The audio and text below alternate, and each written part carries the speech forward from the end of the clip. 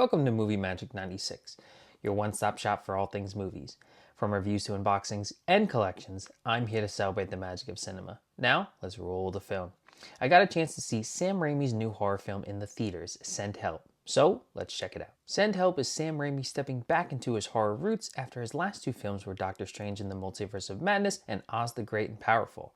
The film was composed by legendary musician Danny Elfman. It stars Rachel McAdams, who plays Linda Little, Dylan O'Brien as Bradley Preston, Edel Ismail as Zuri, Xavier Samuel as Donovan Murphy, among others. It's also great to see Rachel McAdams back in a horror film for the first time since Red Eye over 20 years ago. Go check that one out if you haven't seen it. I also wanted to share how much I love the poster. In the age of putting every character's floating head on the page, this one's simple and clean. Front and center, we have Rachel McAdams as Linda, bloody and clearly unhinged. Behind her is Dylan O'Brien as Bradley Preston with teary eyes. Since he's the boss in the film, he's framed watching over her. We also get two palm trees to tell us the setting, a tropical island.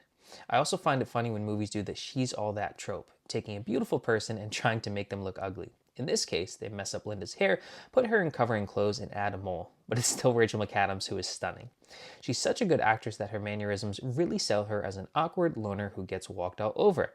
As someone who's worked in a corporate office setting, this story feels all too familiar. The younger, better-looking person usually gets the promotions even if they aren't good workers. It's unfortunately a popularity contest like high school all over again. The film really sells how much of an asshole Donovan and Bradley are. For a horror film, the script is written really well. The characters are put into scenarios that feel believable. Bradley injures his leg in the plane crash and can't explore the island until it heals. And Linda, the loner obsessed with the TV show Survivor, feels like someone who'd actually learned survival skills in the wild. You buy that motivation. I like how as the story unfolds, the villain of the film subtly changes. For the first half, Linda is the victim and her co-workers are the villains. Then, when Linda sees a boat nearby, and instead of getting rescued, she stays quiet, we immediately know something is off. She'd rather stay on the island because she has nothing to go back to. She's single, awkward, and has a job that doesn't respect her. Bradley is hellbent on returning to his role as a boss and his fiancée. I thought it was a smart decision to not show what happened to Zuri and the boatman until a flashback.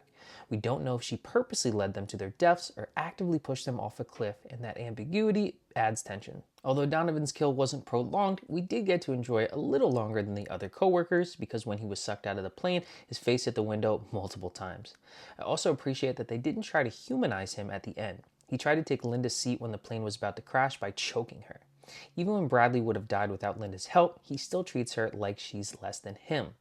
Now, since this is a Sam Raimi film, of course we get a throw-up scene, close-up zoom-ins, and cartoonish violence in some sections.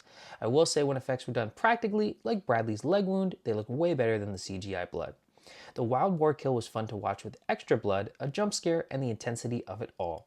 Even after the two main characters share intimate details about their lives, Bradley hasn't changed because he poisons Linda and tries to float away on a raft. I enjoy the scene of Linda paralyzing Bradley with a toxin, and it reminded me of the J-horror film Audition. This movie doesn't have the same type of bloodshed, but the intention is just as chilling. The movie has a sadistic, funny humor that works. Movies nowadays often have too many characters and too many locations, but this film stays focused on two characters, mostly in one location, and I've really enjoyed that. Though her journey was through murder and betrayal, Linda finally gets her way in life, making a fortune off her story. I also enjoyed how the film didn't have a clear right or wrong. Each person did horrible things. Overall, I had a bunch of fun with this film. I'm glad I didn't know much about it going in. It had humor, gore, and wasn't something I'd seen before. So, I'm giving the film a 4 out of 5. What did you think of Send Help? Be sure to let me know in the comments section down below. And as always, if you enjoyed this video, don't forget to like, comment, and subscribe. You can also follow me on Instagram at MovieMagic1996. Thanks so much for everything, and go watch Send Help today.